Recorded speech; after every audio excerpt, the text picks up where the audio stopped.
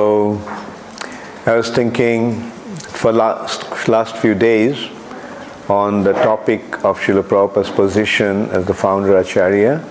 We had been discussing quite in-depth, heavy issues. Now the point has been cleared in everyone's mind, or does anybody have any question pertaining to that? Ramananda, you have a question? Yes, Guru Maharaj. Yesterday you mentioned, almost casually you mentioned... Get the mic. Where is the cordless mic?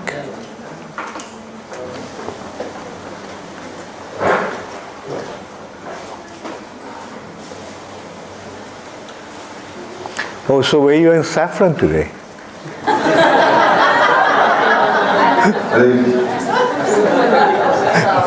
Nice. Welcome to the team.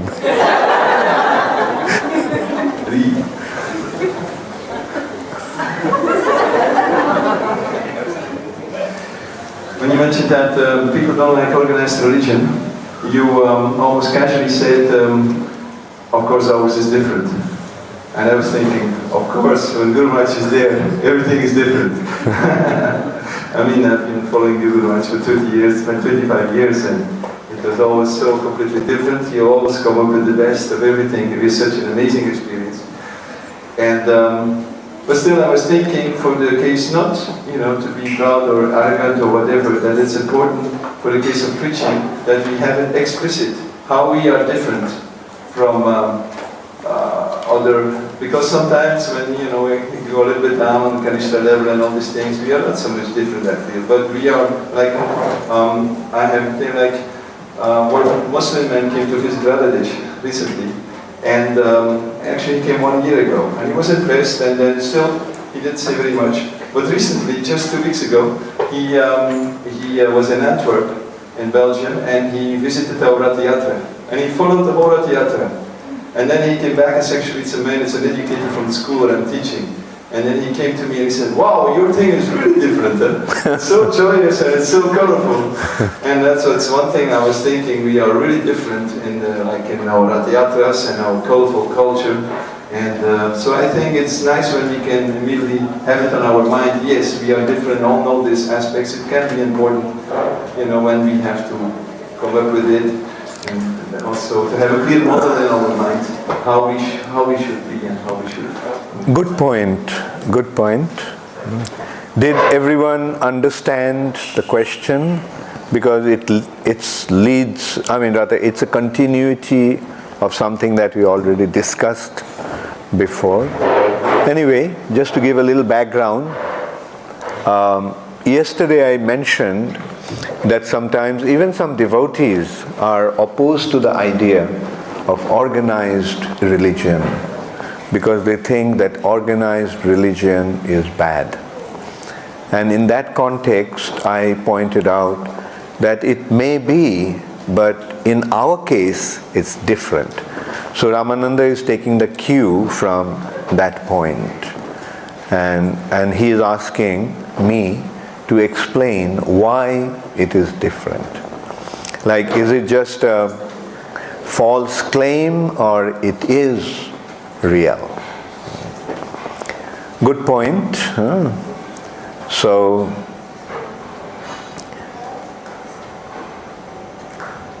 first of all, let's consider what is religion and what is going on in the name of religion in this world.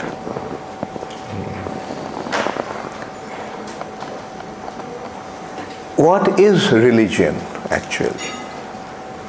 Religion is the way to understand God and approach Him. Is there any religion that doesn't accept the existence of God? All the religions accept the existence of God. Nowadays, Guru Maharaj, they accept also groups, they also call it religion. Like, yeah. Okay, I'll come to that. I'm just Okay, it's all a matter of definition and understanding what religion actually is. Like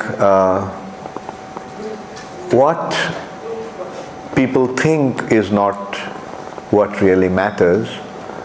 The reality is what it actually is.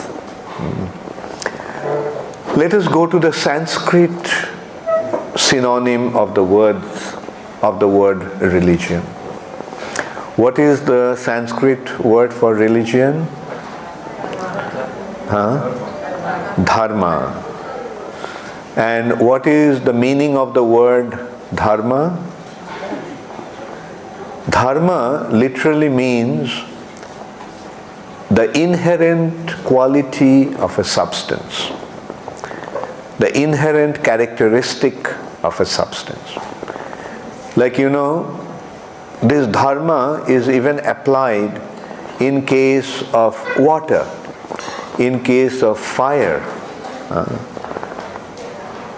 Like what is the dharma or inherent characteristic of water? Liquidity. So liquidity is the dharma of water. What is the dharma of fire?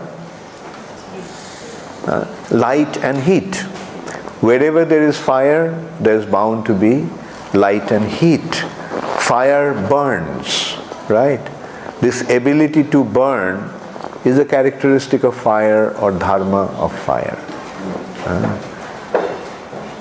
What is the dharma of a lion?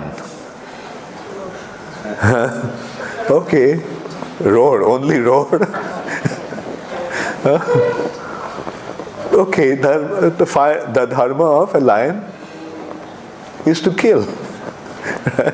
When you face a lion, what do you expect him to do to you? When you face a lion, don't you become afraid? Or if you face a lion, won't you become afraid? Because you're afraid that it may kill you. What is the dharma of a cow? To give milk. So in this way we can see that different substance, different animals, different creatures have their dharma. Different substances have their dharma. The inherent characteristic of that substance is the dharma of that substance.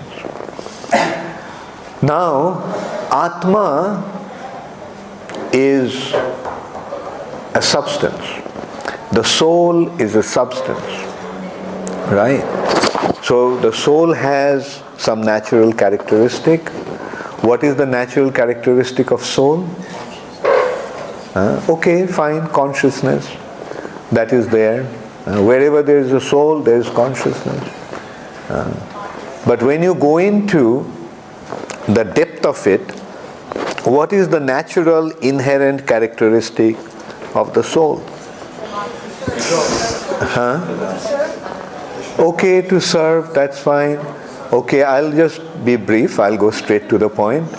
The characteristic of soul is to love. Wherever there is a soul, there is a tendency to love. But then the question is that who to love? What is the natural tendency of the soul to love to? The soul's natural tendency is to love God. And that is the dharma of the soul. So there are two types of dharmas. One is material concept of dharma, or material concept of dharma, and the other is the spiritual context of dharma. The material context of dharma is, say, dharma of fire, dharma of water, right? Dharma of a bird, dharma of a cow, dharma of a lion, dharma of a dog. So don't they have specific characteristics? Like when you think of a dog, you see, what is the characteristic of a dog? Loyalty. Dog is a man's best friend. But lion is not. Right? The cow takes grass, gives milk. No other animal actually does it to that extent. So this way we can see the characteristics of different entities or different objects differ from each other. Even you can see, like when it is water, it has a certain characteristic. Water is liquid, right? When the water becomes solid, do you call it water? When the dharma changes, that when water becomes solid, then it's not water anymore. Then it's ice. When the water becomes vapor, then it is not water anymore. It is steam. So in this way you can see that as the characteristic of a substance changes, it takes a different identity by itself. So similarly, with the human beings also, the dharma changes according to their nature. Like for example, those who are in the mode of human beings, those who are in the mode of goodness, what is their dharma? Their dharma is Brahminical, they are intellectually inclined. Those who are in the mode of passion, what is their characteristic? Anyone? Warrior. They love to fight. They don't even mind giving their life in a battle. That is the person in a mode of passion. Those who are in a mixed mode of passion and ignorance, what is their nature? To trade. Take one thing from here and sell it there, bring it from there and sell it here, and in course make their profit. That is a Vaishya or a trader. And what is the characteristic of a person in a mode of ignorance? He can't decide for himself what he should do. He has to be told what he should do. So this is how we see the human beings also, according to the influence of the modes of material nature, develop different types of characteristics. All the human beings are not the same. They develop different characteristics according to the influence of the modes of nature or their upbringing or their environment and surroundings. But when we come to the spirit soul, then what is the tendency of the spirit soul? I just gave a basic idea, to love. But the question is, to love whom? Let's go back to the point. What is a spirit soul? A soul is a part and parcel of the Supreme Personality of Godhead. An individual soul is a part of God. What kind of part? You can say, like, an example can be given, like you consider sun. If you consider God to be like the sun, then the souls are the rays that are coming out of the sun. Just an example, analogy is meant for clarifying the point. Analogy should not be taken just the way it has been presented. Krishna is compared to the sun, that doesn't mean that Krishna is sun. But it's like, this is the analogy. Now, the part's existence becomes meaningful, the part's existence becomes relevant only when it is connected to the whole. When the part is separated from the whole, does it have any value? Actually not. Like for example, this finger is a part of my body. Now if this finger is separated from the body, will this finger have any value? But as long as it is connected to the body, it has a lot of value, it has a lot of importance. Now, how does the part become connected to the whole? By rendering some function, by rendering some service. Like when this finger is connected to the body is serving the body. But if it is separated from the body, then it cannot serve. And then what's the use of that finger? Now, how through service one becomes connected to the whole? A very classic or graphic example can be a leaf of a tree. As long as the leaf is connected to the tree, what is the leaf doing? When the leaf is connected to the tree, what is the leaf doing? Leaf is serving some purpose, serving the tree in some way, doing something for the tree. It is transforming the energy of sun into the food of the tree through the chlorophyll, isn't it? Now when the leaf stops to do that, what happens to the leaf? The leaf falls out of the tree. When it stops to render service to the tree, the leaf falls out of the tree. As long as the leaf is serving the tree, the leaf is connected to the tree. It's a part of the tree. So here again, it is through service that a part becomes connected to the whole. Now this service, when it comes to conscious being, then that purpose of the service is actually love, an expression of love. It is due to love that one serves the whole. So a living entity, a spirit soul, is meant to serve the Lord because of his love for him. Okay, now let's go further. Then what is love? Actually, if you think of it, love is the most widely used word, but people do not really know what it actually means. Love is actually the most misunderstood, utilized word in this world.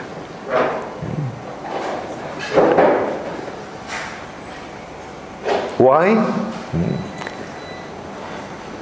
In order to understand that, we go to Chaitanya Charitamrita. Chaitanya Charitamrita is describing Atmendriya Priti Vancha Tare Boli Kam, Krishnendriya Priti Ichha Dhare Prem Nam. How many of you have come across this couplet? Okay. Those who haven't, please take note. It's a very important verse. It starts with Atmendriya Priti Vancha Tare Boli Kam. The desire to gratify our senses is called lust. The desire to gratify or give pleasure to our senses is called lust.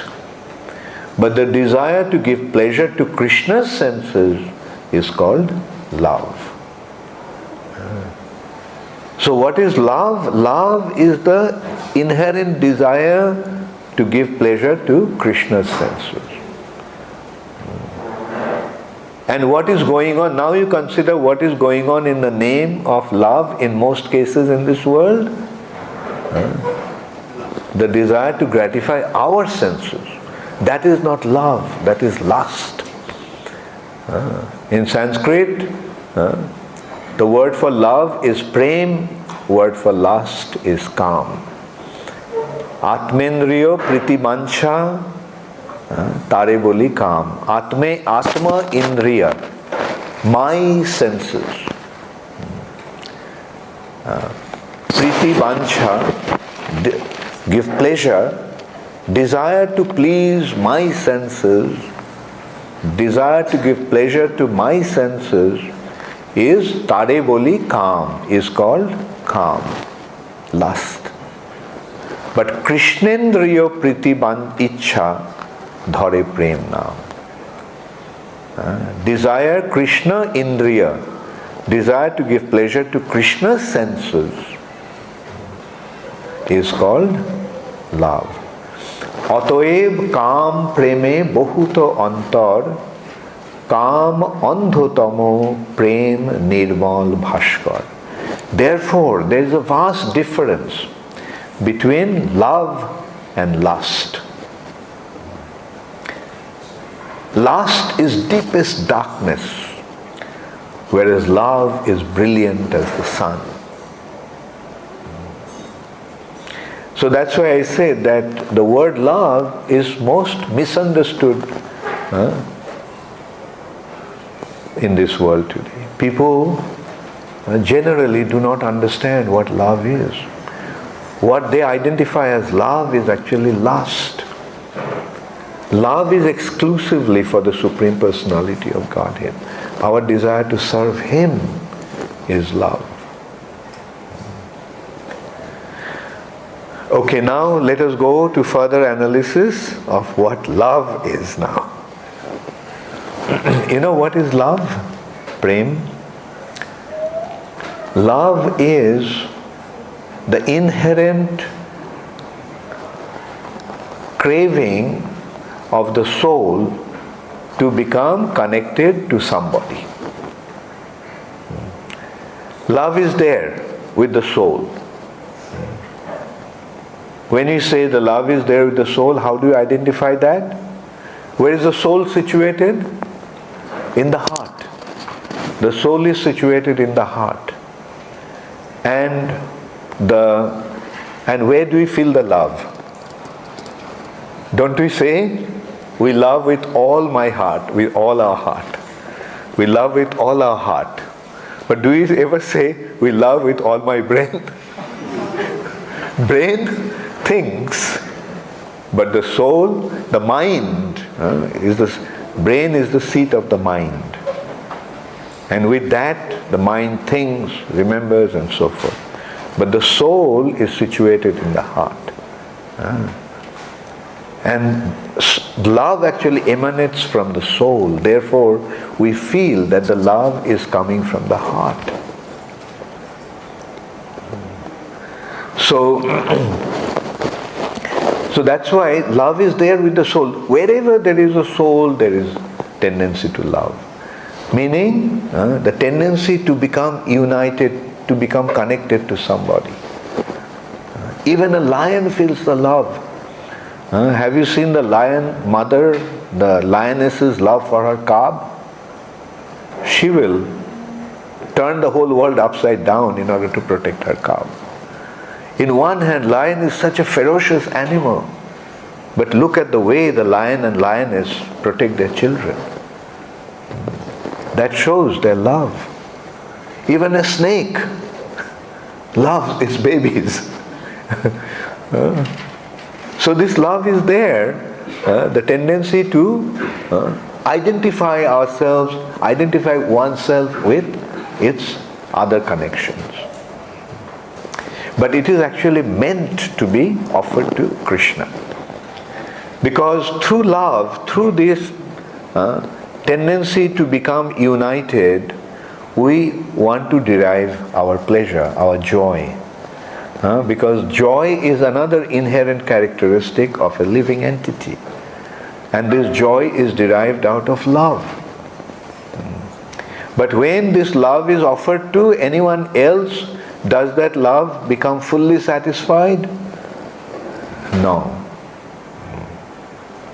But when this love is offered to Krishna, then the heart becomes completely satisfied. When the love is offered to God, then it is perfectly, completely satisfied.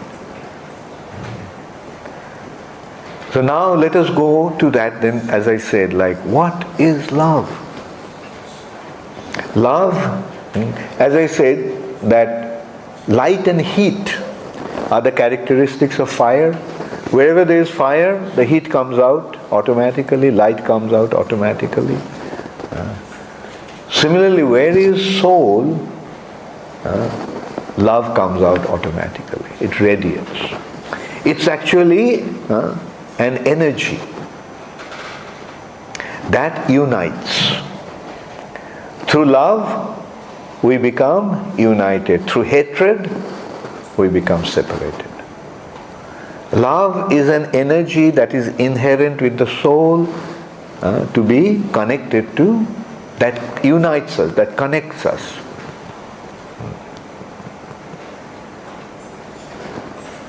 And this is the means to become connected to God, Krishna. When this love is offered to Krishna, then the love is perfectly, takes its perfect shape. And the heart becomes completely content. Now, one thing I want to make clear that because there I see there are quite a few newcomers.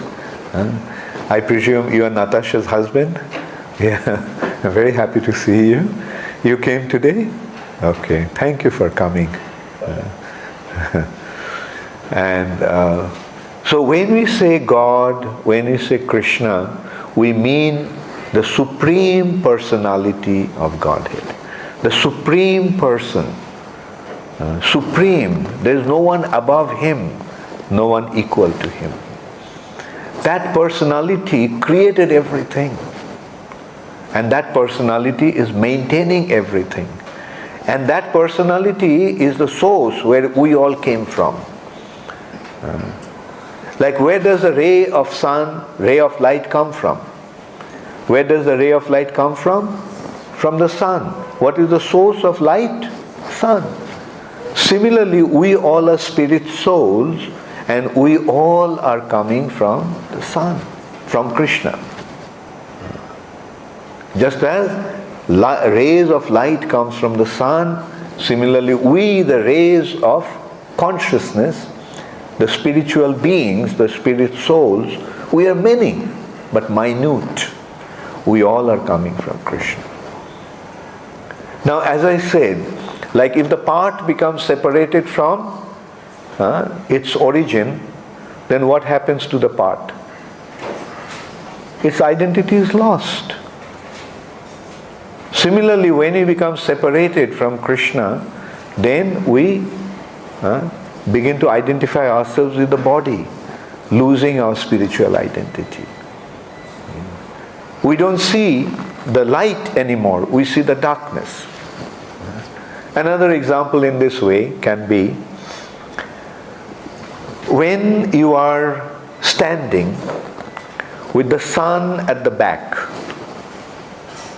What do you see? Do you see the sun? What do you see? You see your own shadow. And what is the shadow? The shadow is the absence of sun.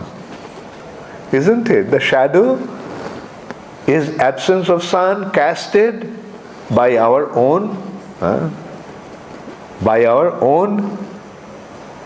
resistance. Because the light is not being allowed because of this body, and it is casting the shadow. And we are seeing now the shadow and we identify ourselves with the shadow. Now is the shadow, can the shadow be ever identified as the self? But the shadow appears to be like the self. We lift the hand, the shadow lifts the hand. We move, the shadow moves, and so forth. So our material identity is something like that, which is called Maya, means ignorance of darkness. Because we are facing away from the sun. We are facing away from Krishna. Krishna Surya Shamo, Maya hoy andhakar. Krishna is like the sun and Maya is like darkness. Now consider, you turn your face towards the sun. Will you see the shadow? Will you see the darkness? No. Okay, so now we are, now let us go back to Ramananda's question. Religion, organized religion. The problem in today's world is that religions are not religion anymore. They have become some sort of misconstrued faith. In this respect, there is an American philosopher called Will Durant made a very nice statement. Will Durant said that a religion remains a religion for first few years. Then it becomes a philosophy. Then it becomes a political convenience. It becomes a political convenience. And then it becomes a mere ritual. Now, if we look at today's world, most of the religions have either become political convenience or mere rituals. I belong to such and such religion, and this is my religion. But actually, what is the real religion for a living entity? We just explained, you got that point? The real religion is to become connected to the Supreme Personality of Godhead, and the means to become connected is through love. So loving God is the only religion, the real religion. Love thy Father, Lord the God, with all thy heart and soul. If we go to the essence of Christianity, this is the real Christianity. Love thy Father, Lord the God, with all thy heart and soul. And what we are practicing, is there any difference? Therefore, let's remember, when some Christian, the Roman Catholic priest came to see Srila Prabhupada in New York and asked him, why are you converting the Christian boys and girls into Hindus? Do you know what Prabhupada's response was? How many of you know? Okay, so I'll tell you, listen carefully. Prabhupada said, no, I'm not converting the Christians into Hindus or Muslims into Jews. I am simply making better Christians out of Christians, better Muslims out of Muslims, better Hindus out of Hindus, and better Jews out of the Jews. I am reinstating them in their real religion. I am not converting them. The real religion of a living entity is to love God, and Prabhupada is teaching us how to love Him. But the question is, loving God is not just a way of saying things. Loving God is an action, is an activity. In order to love Him, we have to know who He is. Therefore, there is a need for information about Him. Who is God? Let's find out. And the informations are there. So that is where it all starts. Prabhupada emphatically pointed out, religion is not faith, just faith. Real religion is not just faith. Real religion is a science. In what sense it's a science?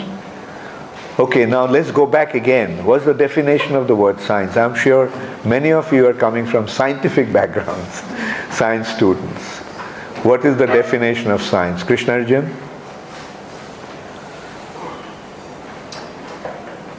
The materialistic conception of science? Yeah, the definition of science. Is it to methodically deduce truth empirically?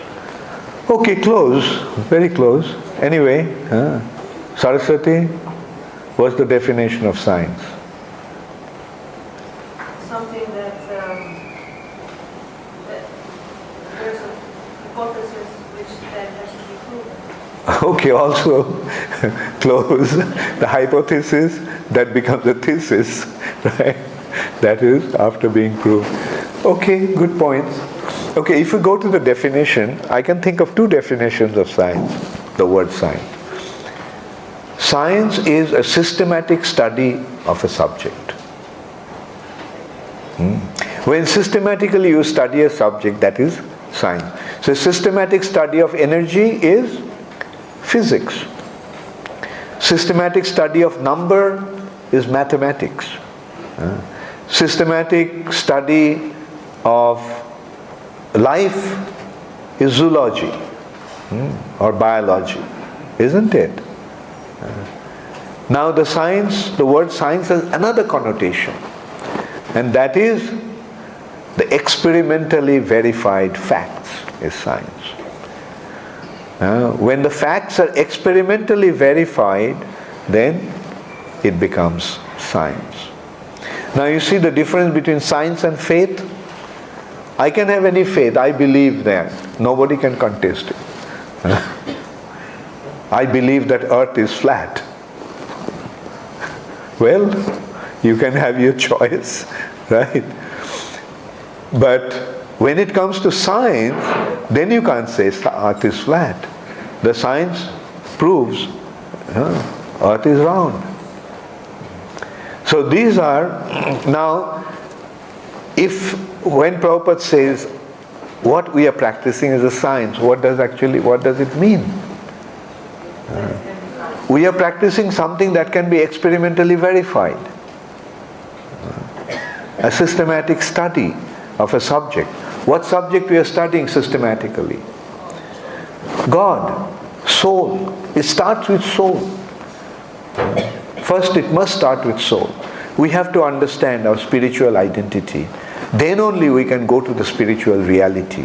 And then only there is a consideration of the supreme spiritual personality. Now are we soul or not? Proof. How will you prove that you are a spirit soul? Okay, Krishna Arjun seems to be eager to answer. Consciousness. Yeah, good. Good, that brings consciousness. That brings life. This body is made of, what is our bodies made of? 5 elements.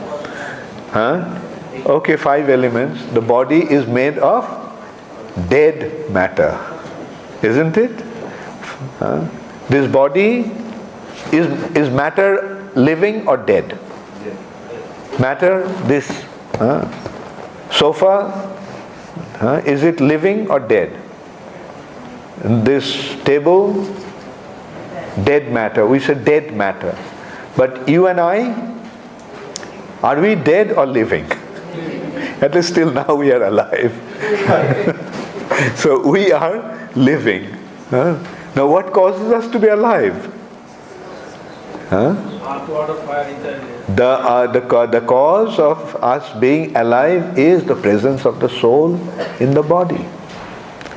When the soul leaves the body, then what happens? The dead body becomes dead again. Is it surprising that somebody died? It's surprising that somebody is alive, because the body made of dead matter is functioning in a way which is completely opposed to matter. Does this have any consciousness? Does this have any consciousness? Do I have consciousness? Like, what makes the difference between me and this? Okay, then again, see how scientific the topic is. Life has 6 symptoms. Wherever there is life, there will be the 6 symptoms. What are the 6 symptoms of life? First consideration is birth. And then everything that is alive is born at some point. Right? Whether it's an insect, whether it's a plant, whether it's an animal, or whether it's a human being. Wherever there is life, is born. A plant is born, isn't it? A tree is born, an insect is born, a reptile is born. So at some point, it's born. Then what happens? It grows. Growth. A tiny little seedling gradually grows into a tree. Then the third consideration is change. Like for a tree, in autumn the leaves fall off. And then in summer, in spring, the new leaves come. In summer, the trees flower. Then the flower grows into fruits. So this is how changes. Now, will the sofa ever change? Will it ever grow some branches and leaves will come off. Will it ever happen to that? But it happens to a tree. Because the tree is alive, whereas this is dead. And then what's the fourth consideration? Fourth consideration is reproduction. Multiplication of the same species. An apple tree grows apples. And then from the apple comes the seed. And in the seed there is another apple tree. In the apple tree there are fruits. In those fruits there are seeds. In those seeds there are trees. Similarly, a man and woman get married, children are produced. So wherever there is life, there is reproduction. So fourth consideration is reproduction. Then the fifth consideration, fifth symptom of life is decay. Somebody who is strong and powerful when he is young, in course of time, his body decays. And then the sixth is death. So birth, growth, change, reproduction, decay and death. These are the 6 symptoms of life. Wherever there is life, you will see that these 6 symptoms are there. Now the consideration is, what makes somebody alive? The presence of the soul makes us function in a specific way. Whether it's a plant, the question is, do the plants have soul? What will be the answer? Yes. Do the insects have soul? Do the animals have souls? Do the human beings have souls? So wherever we see life depicting the 6 symptoms of life, there must be a soul. And when the soul leaves the body is dead. So now you tell me what is our real identity is. The body or the soul? Now is there any need to study the soul, the nature of the soul, origin of the soul, and so forth? Yes. And the study of the soul is the beginning of religion. Religion is not some faith. It's a systematic study. And then the question, this study takes us further. A spirit soul, where does it come from? This is another subject. Very systematic study of a subject, a branch of philosophy called Sankhya, that analytically studies and transcends the material nature and goes to the spiritual reality. In simple words, instead of going deeper into that, we can simply conclude in this way: is the soul material or anti-material? Answer. Non-material, opposed to, like soul doesn't function like matter. Soul makes even matter function in a way which is diametrically opposed to the characteristics of matter. So then the soul, is the soul a product of matter or the soul came from somewhere else? The soul must have come from somewhere else. So let's go there. Where does the soul come from? Beyond this material world, there is another reality called the spiritual reality. And we all came from the spiritual world. And what is the nature of the spiritual world? The spiritual world's characteristic is synonymous to the soul's characteristic. Soul is non-material. What are the characteristics of matter? Matter is perishable. Matter is temporary. So the soul is eternal. Matter is inert. Soul is conscious. Matter is miserable. The soul is blissful. So these are the natural characteristics of the spiritual substance. Eternity, knowledge and bliss. So that world is the world of eternity, knowledge and bliss. And in that world there is a supreme being, supreme personality. We are persons, we are personalities with our respective identities. And there He is the supreme. He is the supreme consciousness. He is the source of all joy. And He is the source of all existence. Sat, Chit and Ananda. So now to become connected to Him. Now what is the means to become connected? How many of you remember? Very good. So when we develop our loving relationship with Him, we develop our relationship with Him, we become reunited with Him, and that is the dharma of the soul. So when it is practiced in a proper way, then if it is practiced collectively, because it is the dharma of every living entity, when everyone is guided in that path and directed in that, does it need organization, Ramananda Rai? That's correct.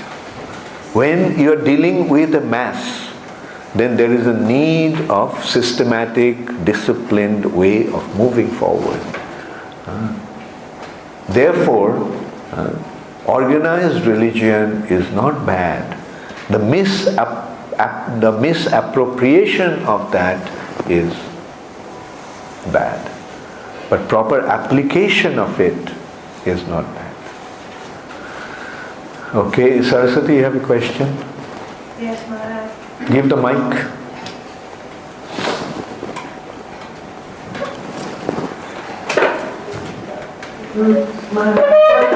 What would you say to some neurologists who think that consciousness is that it's coming from our brain? Because they are very because for us, yes, we accept that this is a science, but they don't have the faith. So they just want to study things that they can physically prove or... Okay, good point. Good point. Well, see, have you seen a machine? What makes the machine run? The motor. The motor moves the gears, and the gears make the machine run. Right? Now, apparently it may seem that the motor is actually running the machine. But the question is, what makes the motor run? What is making the motor run? The electricity. Right? Motor doesn't run by itself. It is the electricity that is making the motor run. Right? So similarly, look at the anatomy of the body. The body is a network of nervous system, where all the nerves are culminating into the brain. Therefore, the activities of the brain and activities of the body or consciousness seems to be emanating from the brain. But the question is, what is making the brain function? When you go into that, then you will see it is the soul which is activating the brain. Like for example, even when somebody is brain dead, he may be brain dead but he is alive. So if brain is the source of life, then how come he is alive when his brain is dead? Brain is dead but the heart is pumping. Right? The soul is still present. That's why he is alive. But when the soul leaves the body, everything stops. Okay. Thank you.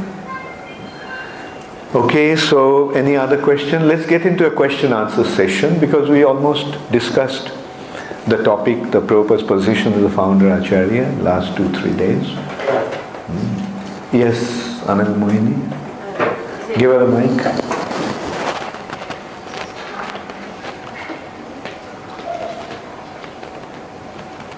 Is it true that Srila Prabhupada used to sometimes call his female disciples Prabhu as well? Female disciple? Prabhu. Did Srila Prabhupada used to call his female disciples Prabhu? Because I heard... Oh no, they call what? I couldn't get. Prabhu.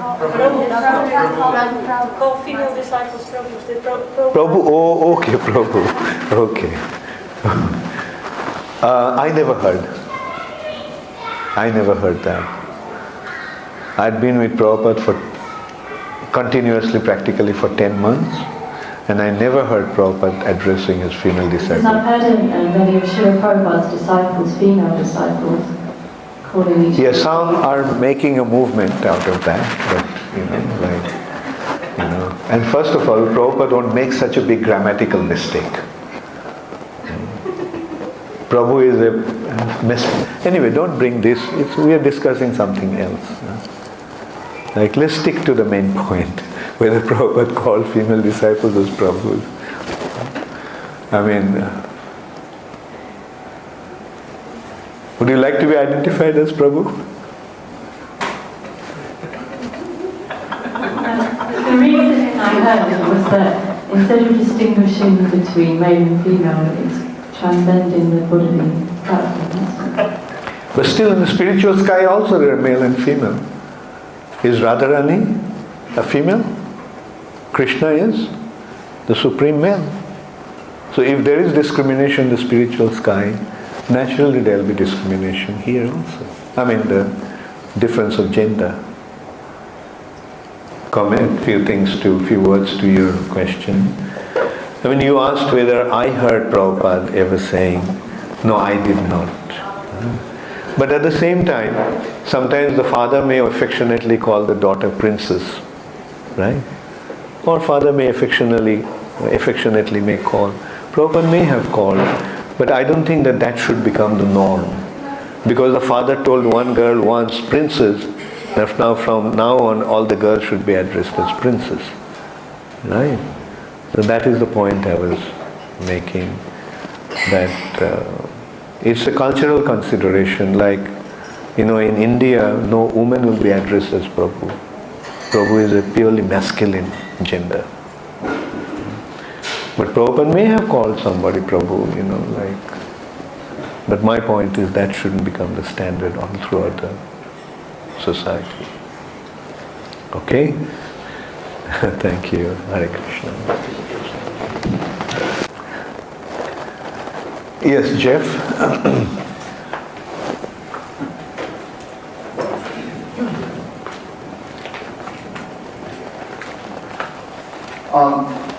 So we're talking about science of God. Yeah. And I wonder how we can explain reincarnation in a scientific way also. Oh, very good. Very good point. Did everybody get the question? How we can explain reincarnation in a scientific way? Okay, so can I take it from the point where I ended? The soul is the cause of life.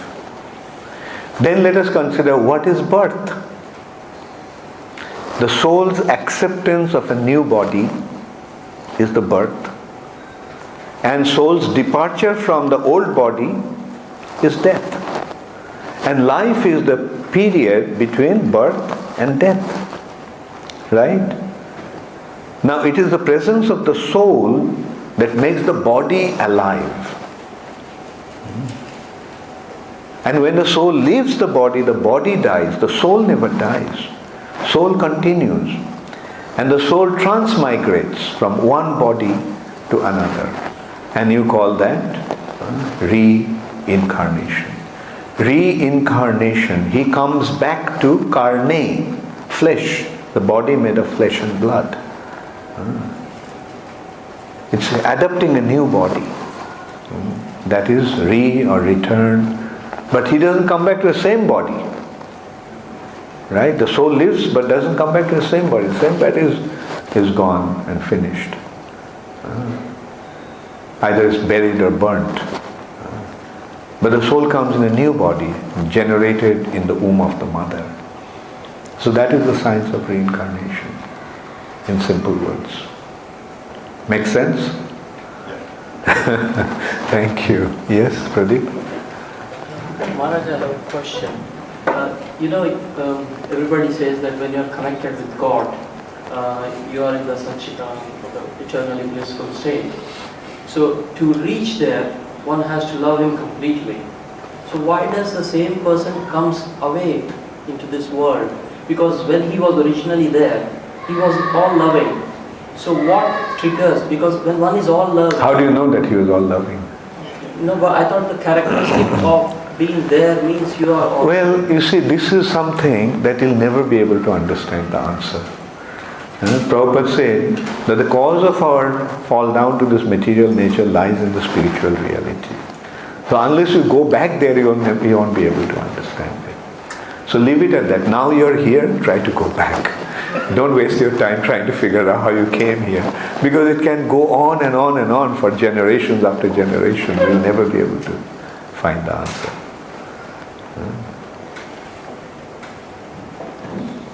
It's something like, whether the egg came first or the chicken came first. Can you answer? Any other question? Yes, Krishnajan.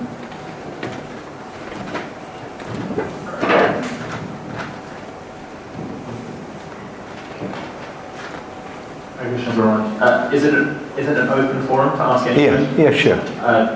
Gururaj, I'd like to ask a question about Varnashram Dharma. Yeah. Its necessity and how we should go about implementing it. What is the necessity for it and how we should move forward in implementing it? Very good point. Very good point. It opens up another horizon.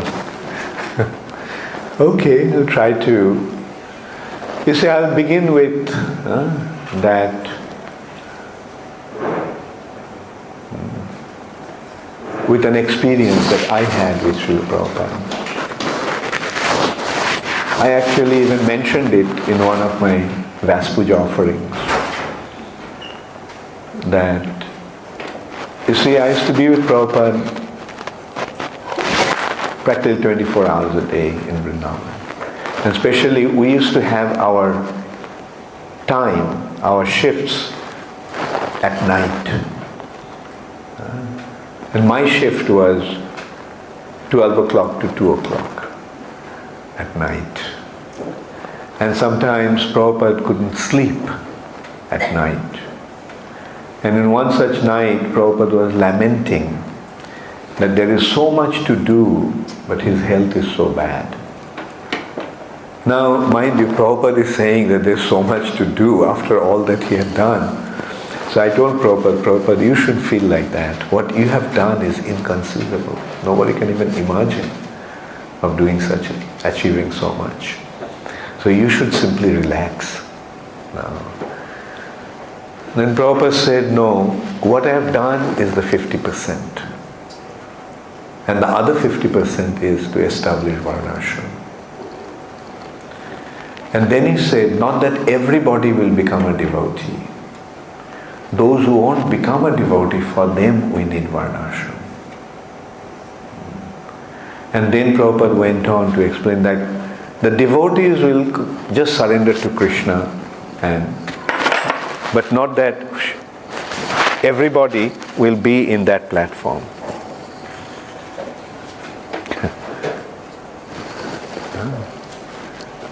So those who are not devotees, these are those who are spiritually completely committed to serving Krishna, they are the devotees. ISKCON is actually meant for them. But not that everybody will become a devotee. The society needs to be structured. And to make that structure, we need the Varnashram. Varnashram means the modes of material nature and one's development of his character accordingly. Those who are in the mode of goodness, there are 3 modes of nature: goodness, passion, ignorance. Those who are in the mode of goodness, they will act in a certain way. It's a nature. For example, a cow. Cow is in the mode of goodness. Look at the nature of the cow. So gentle, so giving, takes only grass and gives out milk. That is the influence of the mode of goodness. The mode of passion. Which animal is in the mode of passion? A lion. And look at the characteristic of a lion. Very powerful. At the same time, very noble. Lion is actually a very noble animal. And so this is how, due to the influence of the modes of nature, different individuals will develop different characteristics. And to situate them according, or engage them according to their inherent characteristics of nature, is what is causing varnashram. Those who are situated in the mode of goodness, they develop certain tendencies, so engage them accordingly. They're thinkers. Those who are in the mode of goodness, they're thinkers. They're withdrawn. They're not so much into enjoying this material nature. And they are very generous and broad-minded. So they are one type of people. Their duty is to guide others and teach others. Then those who are in the mode of passion, they want to enjoy this material nature. They're powerful. And they develop certain characteristic. They want to enjoy, and what they want to enjoy, they want to take it, even by force, because they're powerful. That's the language that they understand. Might is right. So for Kshatriyas, those who are in the mode of passion, the warriors, that's their nature, that's their characteristic. Those who are in the mixed mode of passion and ignorance, they have a desire to enjoy this material nature, but they do not have the passion and drive of the Kshatriyas to get what they want. Kshatriya will go and get, he'll say, a kingdom, oh, I like this kingdom. So he will attack. Or he'll make a proposal to the other king, that you can either submit to me or fight with me, I like your kingdom. And so he gets into a fight, and in the fight, if he wins, he enjoys. If he's lost, bad luck for him. So that's a Kshatriya's nature. Like a lion, you can see. You see, a lion in the wilderness he may starve, but will not touch an animal that has been killed by some other animal. It will kill its own prey to eat. Whereas those who are in the mixed mode of passion and ignorance, they have a desire to enjoy, but they don't have the drive and the strength to get what they want. Therefore, they trade. By making business, by trading, they make their profit, and with that money they buy what they want. Kshatriyas don't buy, Vaishyas will buy things for their enjoyment. And then those who are in the mode of ignorance, they don't know what to do. All they want is to sleep. Right? So somebody has to engage them, keep them awake, and make them work. Or, like, in a way you can say that this human society everywhere has these four classes of people. Those who are in the mode of goodness, they are like the eldest brother. Those who are in the mode of passion, Kshatriyas, they are like the middle brother. Vaishyas are the third one, and the Sudras were the youngest one. And the youngest brother is not exploited by others. He is taken care of by others. So that is the proper human society.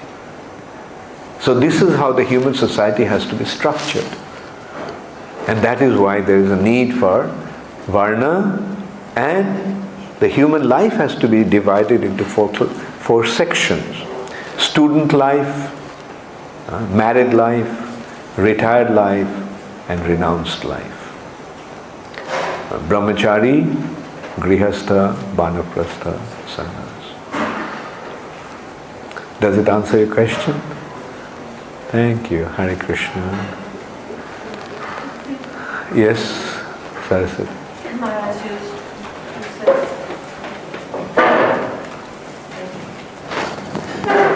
Maharaj, you said that it is for the devotees, they simply surrender to Krishna, and that's why they don't need one ashram. But isn't it that we also have an ashram already?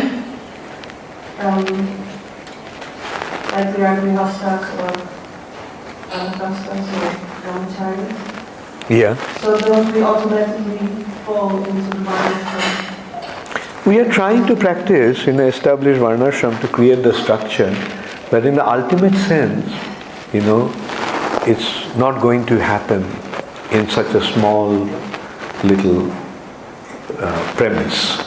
Like, that also Prabhupada pointed out that in order to properly establish varnashram, it has to be a kingdom. Because, you see, the Kshatriyas will have their own law. And Kshatriyas will have their own, way of functioning, which this modern world doesn't allow. Democratic world doesn't allow.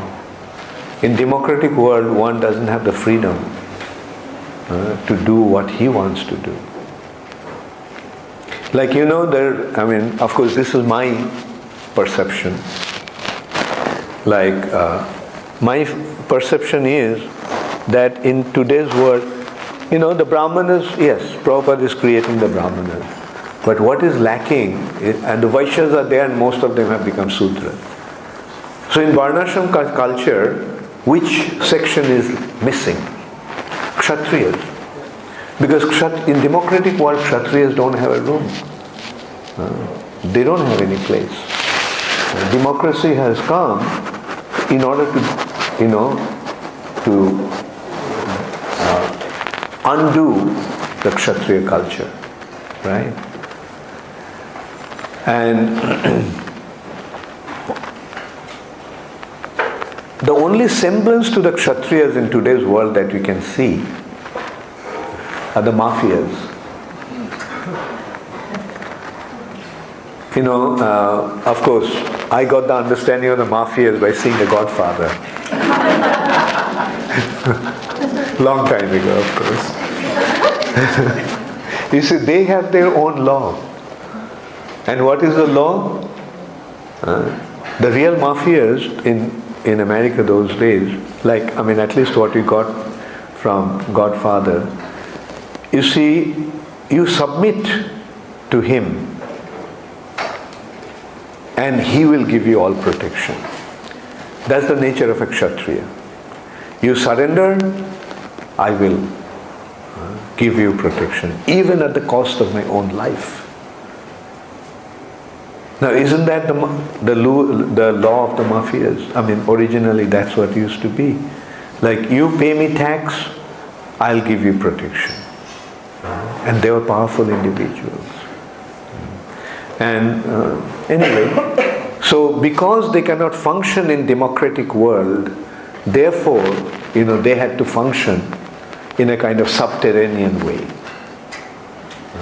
in the clandestine way.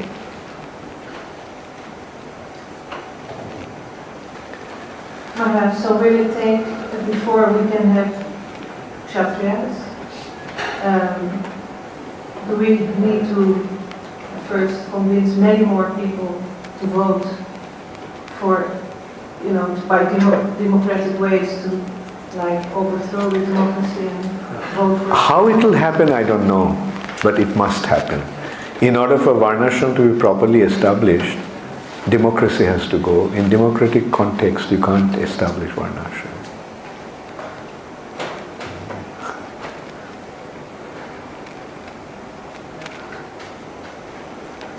Because, actually Varnashram believes in monarchy. And democracy came after monarchy. Monarchy was abolished after the French Revolution. Actually, before that, in UK, in England it came through the Civil War.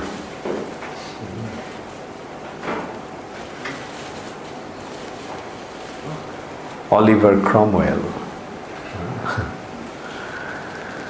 You have a question? Yeah, go ahead.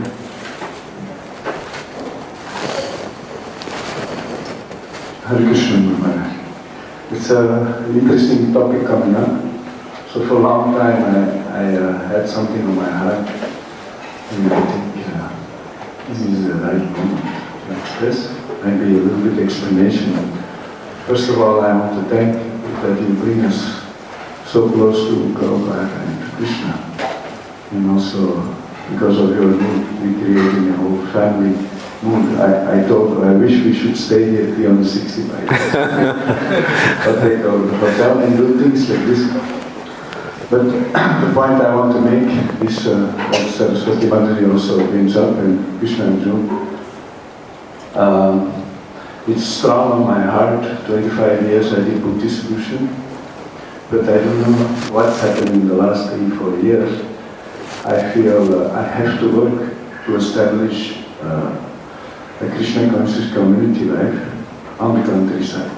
It's hunting me like anything. And that's why I married myself on an older age.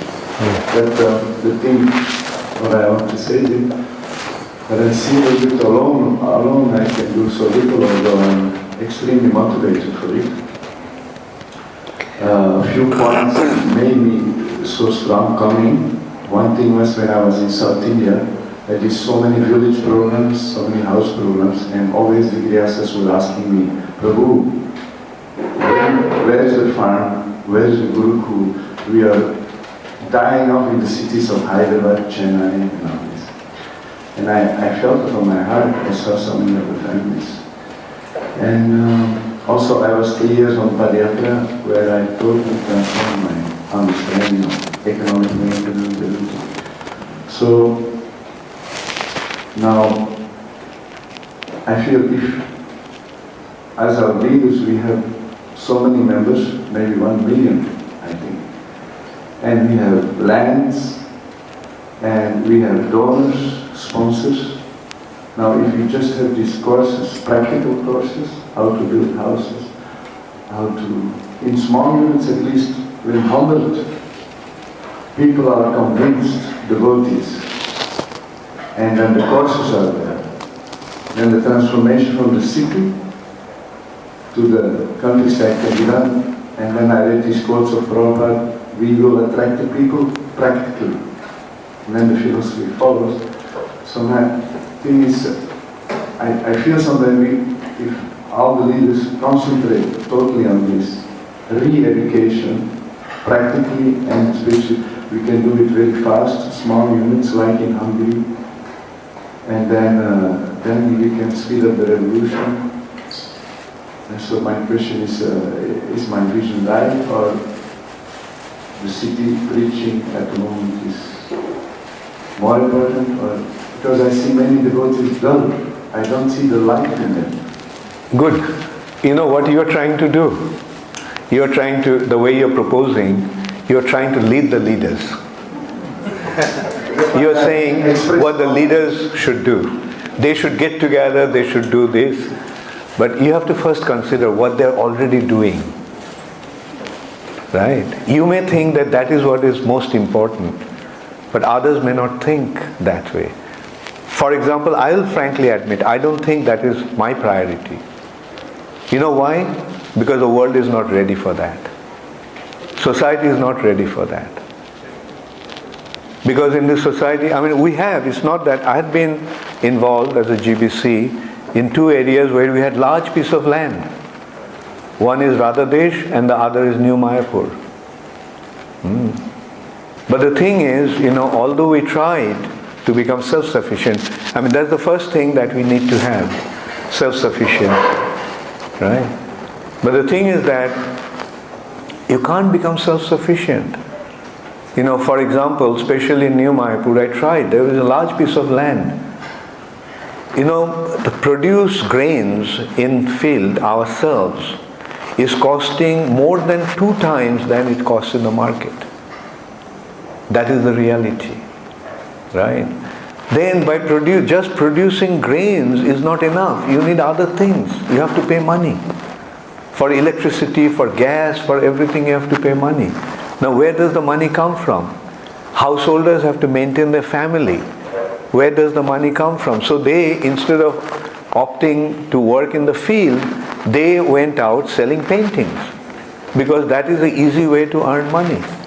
So how are you going to motivate people, when their basic needs are not fulfilled? Like you may start some small little programs here and there, but I'll say also in the Western world it's very, very difficult. It's absolutely impossible. Where the life is so hard and so expensive. Just to maintain a family, how much you need? Now you're a householder. How much do you need? Minimum. At least 1,500 euros. At least 1,500 euros. Now, how are you going to get this 1,500 euros unless you work? So you have to take up a job, right? At the most you can run a business, but the thing is, in order to run a business or take up a job, you have to compromise with the system that they have created. And this is the problem. The system that today's world, today's society has created, to rent a house, to have a place just to live, you have to pay at least 500 euros. To buy the food that you need another 500 euros. In order to take care of other bills, you need 500 euros. Just the bare minimum is like that 1,500 to 2,000 euros. And this is what the modern society has created. Whereas when the people are living in a natural way, then they had a few acres of land, they had a few cows, and they were maintaining themselves. Whatever they needed, they produced in the land. The cow gave the milk. They didn't have, cell phone, they didn't have color TV, they didn't have automobiles, they didn't have all these needs. But in today's world, can you live without that? You may, but not many people will. They will want a life with automobiles, with cars, color TVs, computers, cell phones, and all that. So that's why I was saying that the world is not ready for that. To implement that, the world has to change. Now you may try, to create some, I won't say call it a Varnashram society, I'll call it a self-sufficient society. Live in nature, be self-sufficient. It'll be wonderful if you can do that. It'll be wonderful, but to properly establish Varnashram, we need another scenario. Okay. Thank you. No, it's good that you brought it up. No, it is right. You have done the right thing. And what I am actually saying, it's a very good idea. It's a very good idea. We need it. But the world is not ready for that. And what I actually told you at the beginning, that when you said all the leaders should get together and they should do that, that's why I said, like when you speak like that, you're saying that you're going to lead the leaders. Because they have their ideas, they know what they're doing, why they're doing. No offense in that.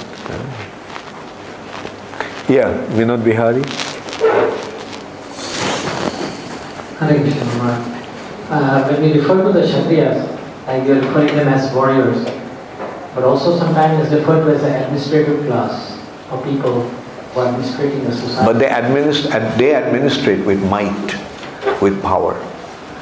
The Brahmins give the direction. The ministers of the Brahmins, they give the direction, but they implement. They implement. So the present politicians cannot be considered as like... No, not the way they are. They're ministers. Isn't it? The present politicians, the ministers, they're not kings. Right? Even the prime minister. Huh? But in the Varnashram society, you are talking about a king who is actually taking the responsibility of the entire kingdom. And it has, because the kings became tyrannical, they become tyrants. They didn't have, the king's business is to protect his citizens, take care of them like their children.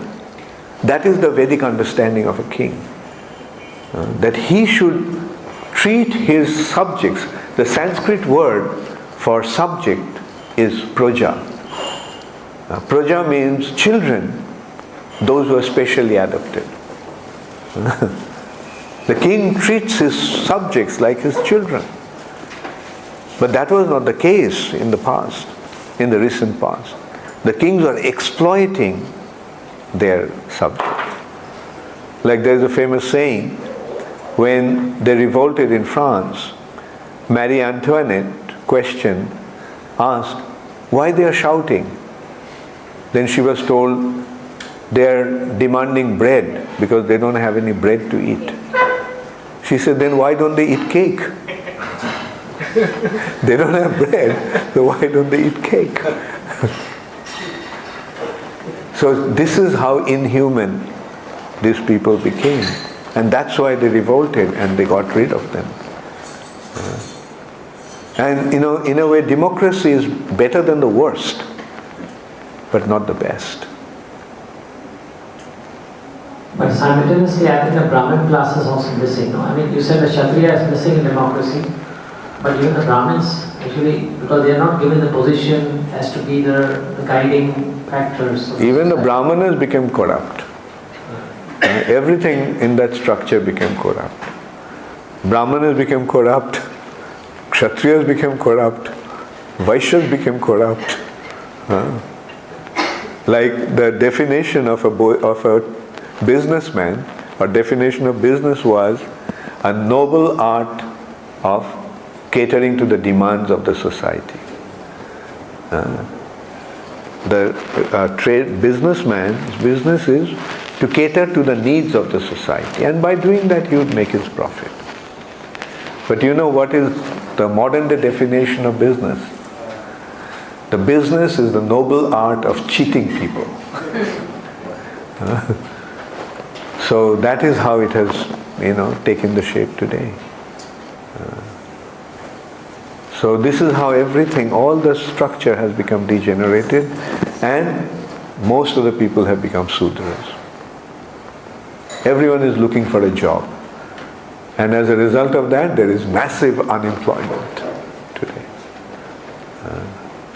In France, 50% of the youth are unemployed. In UK even, I think 25% or 30% of the youth are unemployed. So that has become the situation of today's world, because everyone is looking for a job.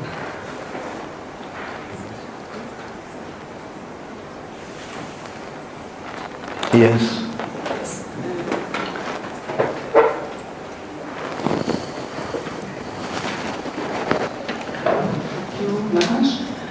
Just to clarify a point, you said a while ago that everyone has its own dharma. So I wanted to know if we should understand by dharma that everyone comes to the world with a specific role in the society. I mean, you have a specific reason why you come in this world. Is it the same definition as a dharma? What we call dharma. What I mentioned, you see, that the dharma, there is two different dharma in that context, you can say. One is the dharma of the body and the dharma of the soul. Now what you are saying is that everybody comes with a specific role to play or specific objectives to fulfill in this world. That you can identify as the dharma of the body, which has been designed by his karmic reactions, right? But when you transcend the bodily platform and become engaged in serving the Lord, then it becomes the dharma of the soul. Although you are engaging the body into fulfilling the dharma, but it is the dharma of the soul. Alright? Hare Krishna. Okay, so any other question? This question answer sessions become quite interesting, isn't it? So does anybody have any more questions? Yes. Yeah.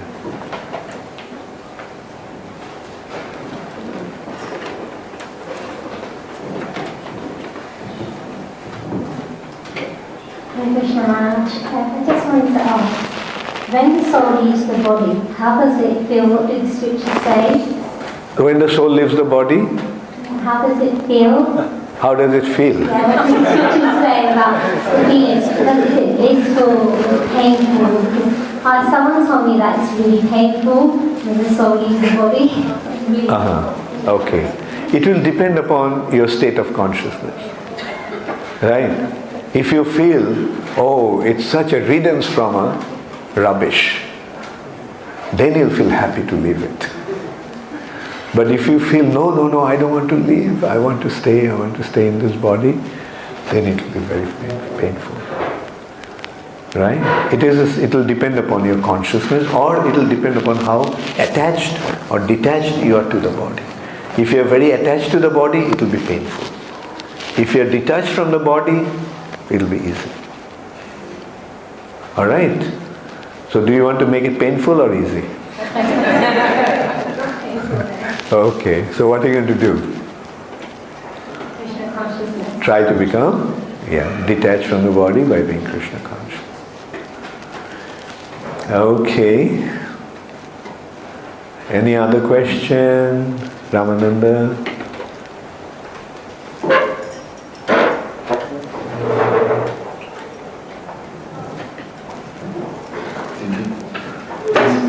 I was thinking about like we have to implement Srila Prabhupada's Pandharacharya. One of the things that came up also, you said yesterday that when it's a good cause, it's good to be fanatic. So, but sometimes we see in the temple, and my perception is that in like living in the temples, I've been there for. Did I say it's good to be fanatical behind a good right cause? Then it's good. I actually was saying that enthusiastic, not fanatic. Yeah. Okay. Fanatic is blind. Yes. Right. That's what one thing I want to ask about that. Yes, that's the thing. You know, some people tend to be like Prabhupada gets like fanatic, and then it doesn't feel nice. And in general, yeah, because it's not real. You know, it's just hyped up. So that shouldn't be. And in that context, I feel like in general the temples, what we're doing in our programs, the more everything is clear, what we do and how we do it, the more it feels relaxed.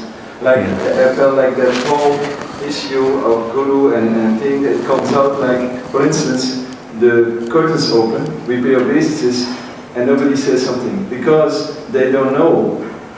But like you do it so, like Holoskurma so perfectly, then we pay obeisance to Srila Prabhupada, and if we know that, when we pay obeisances, when the curtains open, we know, we pay obeisances, we say the pranam to Srila Prabhupada, then everybody feels relaxed. But when there is that doubt, and we have to do things together, it doesn't feel good. And when that, I have a problem with that, when it goes on for a long time, there's all these small things in our worship. Like for instance, when I have to give the candles, sometimes the devotees, they don't know where they have to start it from, and when it's clear, everybody knows that. So educate them very nicely.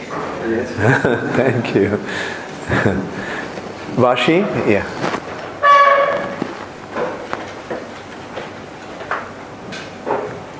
Maharaji, recently this week, Malaysian aircraft was shot down with 290 passengers. And many religious people were traveling in that aircraft. And all those bodies are spread over, still lying over there. And all these Atmas, to say they had the right purpose that they going through such a way of dying, and what is that? How does the Atma leave that body and where does it go? I can't say. Like, Yes. it's not just a simple thing to answer. Like every individual has his karmic background. Why something happens to somebody, you have to go through his past karma. Nothing happens by chance. When accident like that happen, we can't say it happened accidentally. Like nothing happens by chance and accident. It's very terrible that 298 people, all so many religious people. I mean, But so many terrible things are happening all the time. Did you consider how many cows are being slaughtered? Isn't that terrible? You are crying that there's an accident and or whatever. So many people died and they were so and so forth. But do you know how many millions of cows are being slaughtered? Do you know how many babies are being aborted? Do you know how much crime is going on in this world already? But because it is, anyway, it is unfortunate. I'm not saying that things like that should happen. But my point is, nothing happens by chance. Behind every action, there is a karmic cause behind it. so that means those souls were in those bodies, they wanted. Not they wanted. Nobody wants to die in this way. Not that they wanted. But they designed their destiny in this way due to their own personal activities of karma. That's why I'm saying I'm not in a position to answer like what happened to them. But I can say why it happened to them. Why it happened to them is because of their own wrong action. Therefore, act in such a way that your destiny will be designed properly. And the best way is to surrender to Krishna. And Krishna is giving the assurance. You surrender to me and I will deliver you from all your sinful reactions. And I don't know whether you were there the other day, maybe I was speaking day before yesterday. Like, it is not that Krishna is going to save the body. When you surrender to Krishna, Krishna is going to save the soul. Sometimes at the cost of the body, he may save the soul. And an example in that context I gave was, when you go to a doctor, do you expect that he is going to take care of your shirt? The taking care of the shirt is not a doctor's business. He may even tear open the shirt in order to operate on you. Right? Just as the doctor's business is to take care of the body, and the tailor's business is to take care of the shirt. Similarly, Krishna's business is to take care of the soul, not the body. Sometimes he'll protect the body, sometimes he'll not. But the main thing is the protection of the soul. And it's unfortunate that things like that happen. There's a plane crash, and or whatever. The plane was shot down. So many people died. We pray to the Lord that things like that don't happen. But ultimately, we have to consider that it is their own doing. Nothing happens by chance or accident.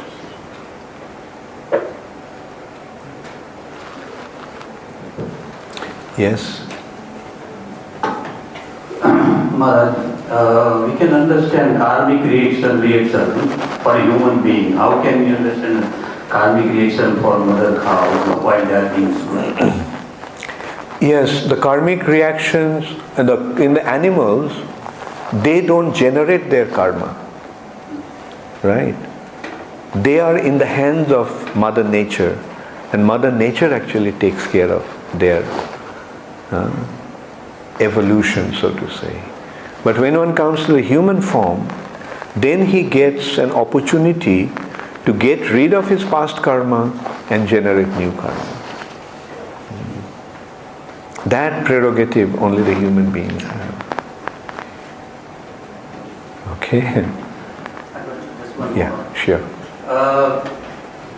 This is the word love. Love means pure and unconditional. Am I right? Love is, but not lust. No. I'm talking about love. Yeah. It's Yeah. pure and unconditional. Why Yeah. we have another? Why we call it Meaning, pure when love as well?